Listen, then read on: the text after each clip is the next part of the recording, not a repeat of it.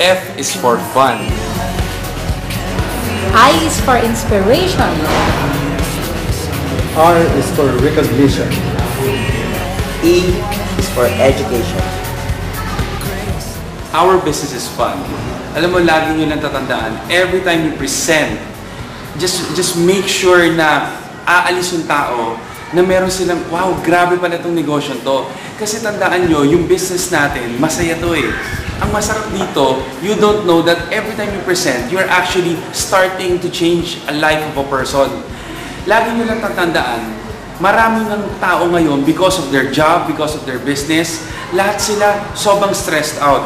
And our business, pinapasok natin an element of fun. Makikita nila, pag gagawin nila tong negosyong to, mag-i-enjoy sila, ma-e-excite sila. Kaya dapat papil nyo na fun ng business natin. Every presentation, every time you talk, every time you show our product, you make it fun. Para this will instill yung excitement sa tao, and especially, you will be able to win all of the people that you're gonna be presenting to. Guys, grabe tong business natin, and always make sure that we have fun. When you do this business, this is your chance to inspire people. Imagine mo, ang daming tao sa labas from all walks of life. Try to imagine yourself, if you start this business na medyo hindi tayo masyadong mayaman. When you do this at may nangyari maganda sa'yo, people will be amazed, will be inspired, and try to imagine na pwedeng mag-change yung buong buhay nila.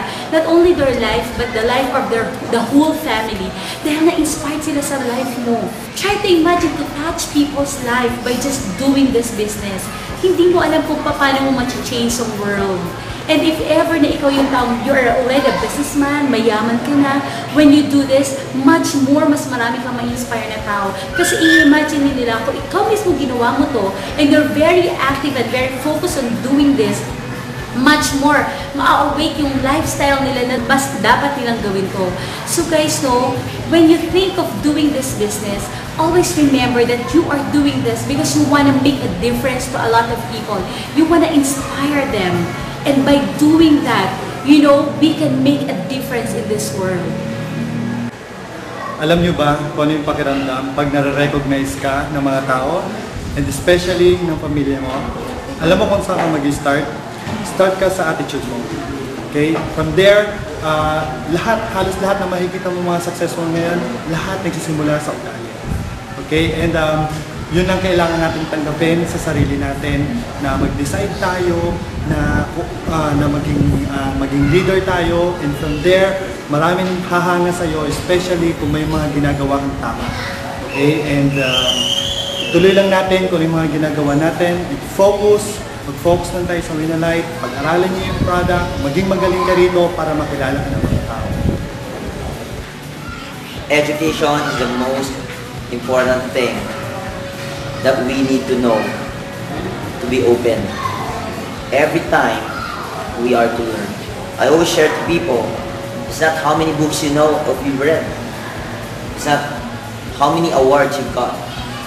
At the end of the day, it's how open you are in terms of knowing, in terms of realizing, and in terms of eternalizing the things we do in life.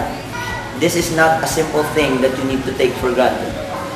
I always share to people, growing old is mandatory, but growing up is a choice. You may be 45 years old, but when you act, when you talk, you're like 12 years old, 15 years old. And you may be like 21 years old, but when you talk and when you think, you're like 45 years old, mature. In this life, always remember, more than anything, know what you do and live a legacy. Fire.net! It burns!